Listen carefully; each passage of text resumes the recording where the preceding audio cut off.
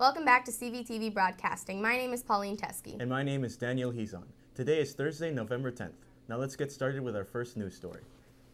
In local news, organized by the city's Neighborhood Services Division, volunteers in Glendale gathered together in order to pick up trash left by trick-or-treaters on Halloween. They plan on cleaning the streets of Glendale from the candy wrappers and debris from costumes to keep their neighborhoods clean. This event happened on November 1st. Other cities such as La Crescenta and La Cañada are also cleaning their local streets as well to ensure less pollution and a clean environment for themselves and the people around them. In national news, the Occupy Wall Street movement has taken momentum. The movement, originally being secluded in New York, has spread throughout the nation in cities such as Los Angeles, Boston, and Atlanta. Protesters are gathering from all over the country to protest the Wall Street moguls and unfair taxation that affects the lower and middle class.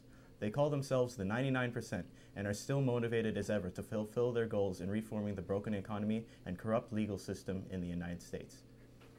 In local news, federal authorities raided Los Angeles area pharmacies last Thursday, arresting 16 people in an alleged $18 million scheme to defraud Medicare that included the recruitment of veterans, homeless people, and the poor and the elderly. A federal criminal complaint contends a doctor at Manor Medical Imaging Clinic of Glendale wrote prescriptions for antipsychotic drugs. Those charged with conspiracy to commit health care fraud could face up to 30 years in federal prison if convicted. They include the Manor doctor and the owners of the Huntington Pharmacy. In international news, Mexican authorities closed ports and began evacuations along the beaches south of Cancun as Hurricane Rina threatened to hit one of Mexico's cities with its heavy winds and rains. It was downgraded to a Category 1 storm and was projected to touch land last week on the island of Cozumel. Mexican authorities opened 1,131 temporary shelters along the coast and evacuated 580 people. Now let's go for Grigor with the news. Thank you, Daniel. The weather in the city of Glendale seems to be a bit shaky this week. Today and tomorrow will be cloudy, with the lows being in the 50s. Be sure to dress warmly and appropriately.